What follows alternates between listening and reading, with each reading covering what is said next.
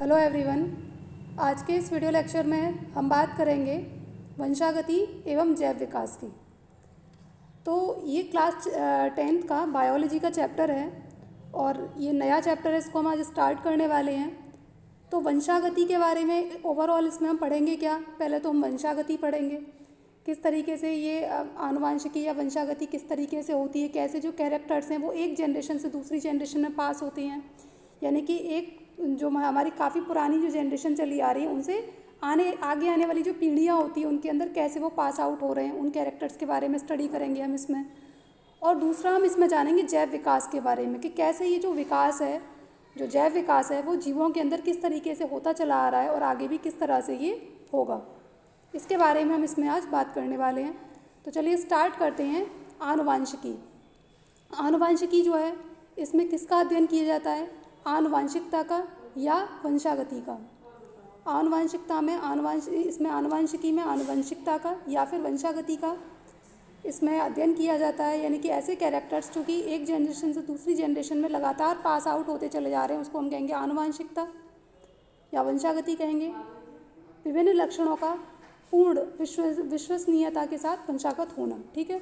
तो ये भी सही है, ये बुकिश लैंग्वेज है। और अगर आप एक कॉमन लैंग्वेज में बात करें, यानी कि ऐसे कैरेक्टर्स जो कि एक जनरेशन से दूसरी जनरेशन में पास आउट होते चले जा रहे हैं, उनको हम कहेंगे आनुवांशिकता या वंशागति, उसको हम कहेंगे। नेक्स्ट है, जब आनुवांशिकता है तो क्या होगा, वहाँ पर वेरिएशन भी दिखाई देंगी, यानी कि विभिन्नताएँ या विविधताएँ ये उसके अंदर दिखाई देंगी, ठीक है। अब भिन्नताएँ या विविधताएँ किसके बीच में होती हैं और कहाँ होती हैं, यानी कि लक्षणों में दिखाई देंगी। और कहाँ दिखाई दे रही है,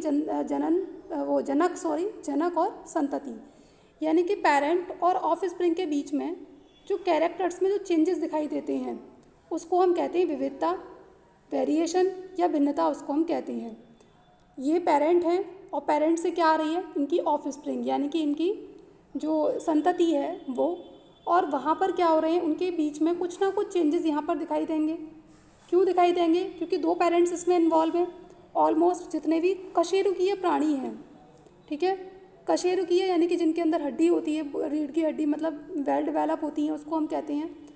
तो उनके अंदर जो रिप्रोडक्शन होता है वो सेक्सुअल रिप्रोडक्शन होता है। और जब वो सेक्सुअल रिप्रोडक्शन हो रहा है तो दो पेरेंट्स इन्वॉल्व हैं, दोनों अपनी अपनी जनरेशन्स की इन्फॉर्मेशन को लेकर आ रहे हैं, और दोनों जब एक जगह आकर मिलेंगे तो वो क्या बना रहे हैं, ऑफस्प्रिंग को बना रहे हैं। तो जो ऑफस्प्रिंग है वहाँ पर क्या आएंगे, पेरेंट्स से वो थोड़ा सा डिफरेंट होगा। क्यों डिफरेंट होगा, क्योंकि उसमें दो पेरेंट्स हैं और दोनों पेरेंट्स अपनी अपनी जो इन्फॉर्मेशन है, जो अपनी अपनी जनरेशन है उनकी इन्फॉर्मेशन को लेकर आ रहे हैं। अब उस टाइम पर क्या होगा, पेरेंट्स जो ऑफस्प्रिंग है वो अपने पेरेंट्स से अलग होगा, थोड़ा सा डिफरेंट होगा। हालांकि कैरेक्टर्स तो पेरेंट वाले ही आएंगे, बट थोड़े से चेंजेस उसके अंदर दिखाई देंगे। और वही जो चेंजेस दिखाई दे रहे हैं उसी को हम क्या बोलते हैं, विविधता या वेरिएशन, हम उसको कहते हैं। अब ये जो वेरिएशन होता है ये भी दो टाइप का होता है। वेरिएशन दो टाइप का होता है, एक तो सोमैटिक वेरिएशन और दूसरा होता है गैमेटिक वेरिएशन, यानी कि शारीरिक कोशिका भिन्नता, और एक होता है जनन कोशिका भिन्नता। शारीरिक कोशिका भिन्नता का मतलब क्या है, यानी कि जो शरीर में जो कोशिकाएं हैं वहाँ पर चेंजेस हो रहे हैं। और ये जनन कोशिका भिन्नता का मतलब क्या है, यानी कि ऐसी वो सेल्स जो जेनेटिक मटेरियल को बना रही हैं, यानी कि डीएनए से क्रोमोसोम से जीन्स, और वहाँ पर ये चेंजेस हो रहे हैं। तो इसी को हम कहेंगे गैमेटिक वेरिएशन। अब ये यहाँ पर ऐसा कुछ नहीं है, ये शरीर के अंदर चेंजेस हो रहे हैं, इसीलिए शरीर के अंदर जो कोशिकाएं वहाँ पर चेंजेस हो रहे हैं, तो इसलिए हम इसको क्या बोलेंगे, सोमैटिक वेरिएशन कहेंगे। अब पहला इसमें क्या है, पहले हम समझेंगे सोमैटिक वेरिएशन को। तो सोमैटिक वेरिएशन में सबसे पहले क्या बताया जा रहा है, यह शारीरिक कोशिका में आती हैं। शारीरिक कोशिका यानी कि जो हमारी बॉडी के अंदर जो सेल्स हैं, बॉडी सेल्स के अंदर चेंजेस होते हैं, ठीक है, ये वहाँ पर होंगे। दूसरे हैं, ये अगली पीढ़ी में स्थानांतरित नहीं होते, सही बिल्कुल नहीं होंगे। क्यों नहीं होंगे, क्योंकि ये जब ऑफस्प्रिंग यहाँ एनवायरनमेंट में जब वो ऑफस्प्रिंग आया तब उसके अंदर ये चेंजेस नहीं थे, और यहाँ आने के बाद उसकी बॉडी के अंदर वो चेंजेस लाए गए हैं, यानी कि उसने क्या किए हैं, ये उपार्जित लक्षण हैं। उपार्जित लक्षण अगर इसको हम सामान्य भाषा में कहें तो यानी कि जो मतलब हमने एनवायरनमेंट से अर्जित किए हैं, लिए हैं हमने एनवायरनमेंट से, अडॉप्ट किए हैं, तो इसलिए इन्हें कहेंगे ये उपार्जित लक्षण है।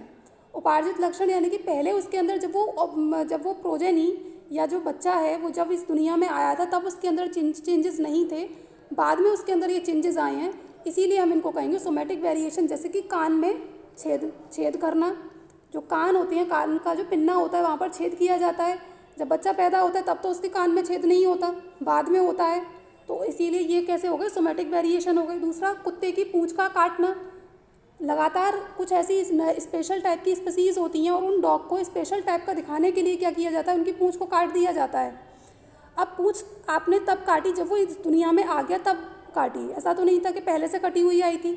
अगर पहले से कटी हुई आ रही होती तो उसकी जो प्रोजेनी है उस कुत्ते की, उसके अंदर भी ये पूँछ नहीं आती, ठीक है, क्योंकि हमने उसको एनवायरनमेंट में आने के बाद उसको काटा है। तो इस टाइप का जो वेरिएशन वो दिखाई देते हैं वो होते हैं सोमेटिक वेरिएशन, ठीक है। आई होप कि आपको क्लियर हुआ होगा। और इसीलिए एक और चीज़ यहाँ पर, जैव विकास में सहायक नहीं है, ठीक है, ये भी क्या है, जैव विकास में सहायक नहीं है। क्यों सहायक नहीं है, क्योंकि ये एनवायरनमेंट से यानी कि ये जो आसपास का जो माहौल है उसने वहाँ से उनको अर्जित किया है, इसलिए ये जैव विकास में सहायक नहीं होंगे, ठीक है। अब बात करते हैं हम गैमेटिक वेरिएशन की।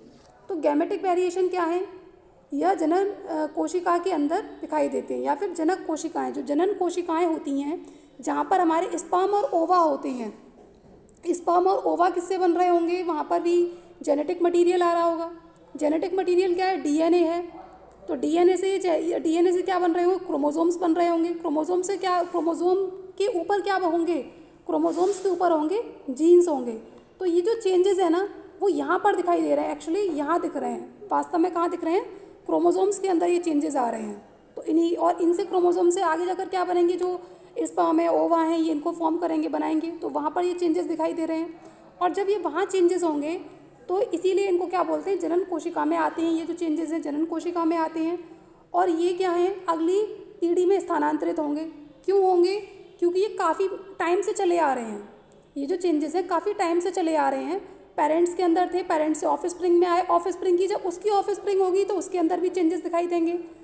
आप सिंपली कैसे समझेंगे, सिंपली ऐसे समझ सकते हैं, जैसे स्किन का कलर है, फादर भी गोरे हैं और उनकी मदर भी गोरी हैं। जब दोनों का कलर फेयर है और जब उनका बच्चा यानी कि जो ऑफ स्प्रिंग होगी तो डेफिनेटली वो कलर क्या होगा, उसका गोरा होगा, क्योंकि वो जो चेंजेस हैं वो उन्होंने अब कहाँ से लिए, वो इनहेरिट हुए उनके पेरेंट्स से।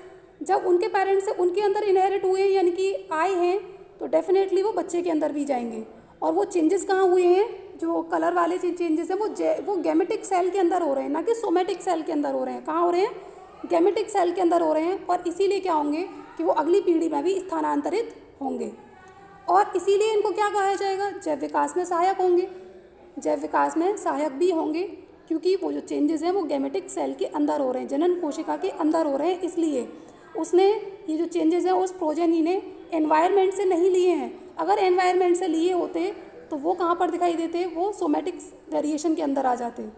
और उसने ये एनवायरनमेंट से नहीं लिए हैं, इसीलिए चेंजेस किस में सहायक होंगे, जैव विकास में भी सहायक होंगे। इन्हें आनुवंशिकी लक्षण भी कहा जाता है, ठीक है। आनुवंशिकी यानी कि एक जनरेशन से दूसरी जनरेशन में पास होने वाले कैरेक्टर्स। इसका एग्जाम्पल क्या है, जैसे कि बालों का कलर है, अगर किसी के जो फादर है उनके जो कलर, बालों का कलर है वो बिल्कुल अगर ब्लैक है तो बच्चे का कलर भी ब्लैक होगा, बच्चे के बालों का कलर भी ब्लैक होगा, ठीक है। या फिर लंबाई है उसको देख सकते हैं। तो ये सारे जो चेंजेस हैं वो ये गैमेटिक वेरिएशन होंगे। तो आई होप कि क्लियर हुआ होगा आपको, ठीक है। तो आज के वीडियो लेक्चर में हम इतनी ही बात करेंगे। नेक्स्ट वीडियो लेक्चर में कुछ और नए टॉपिक के बारे में बात करेंगे। तो अगर आपको ये समझ में आया, क्लियर हुआ है, तो हमारे चैनल को लाइक कीजिए, सब्सक्राइब कीजिए और ज़्यादा से ज़्यादा इस वीडियो लेक्चर को शेयर कीजिए। Thank you students.